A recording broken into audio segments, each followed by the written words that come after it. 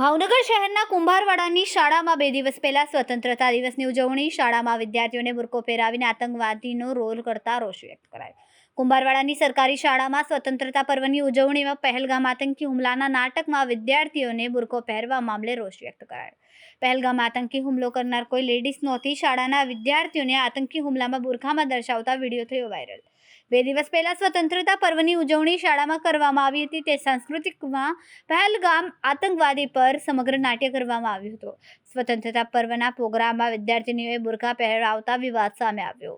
Cameraman બીજલભાઈ Malkiya સાથે reporter Firoz Malek, Bhavnagar. નામ ઝહુર જેજા। હું અને અમારા મુસ્લિમ સમાજના લોકો આજે એકત્રિત થયા છે કલેક્ટરશ્રીને આવેદનપત્ર આપવા।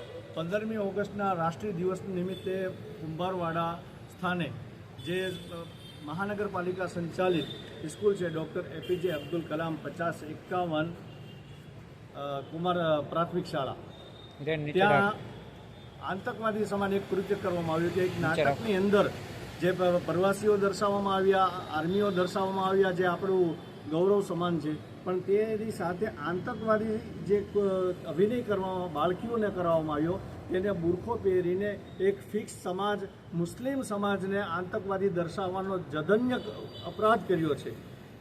જે આતંકવાદીઓ ચાહતા હતા દેશની અંદર ભાઈચારો તૂટે, આપસમાં લડાઈ ઝઘડા થાય, એ કામ અમારા પ્રિન્સિપલ રાજુભાઈ દવે અને દર્શનાબેન જોશી, દર્શનાબેન ગોહિલ અને વિનોદભાઈ નામના 3 ટીચરશ્રીએ આ ટોટલ નાટકનું પ્રશિક્ષણ કે નિર્દેશન આપી બાળકોને અભિનય કરવામાં આવ્યો। બાળકો આટલા કોમળ છે કે તેણે અભિનય કર્યો, તેમને બુરખો પહેર્યો, તેમને એ નહોતી ખબર કે અમે મુસ્લિમ કે હિન્દુ જે છીએ પણ આપણા દેશનો આ એક અપરાધ સમાન અમે કાર્ય કરી રહ્યા છીએ।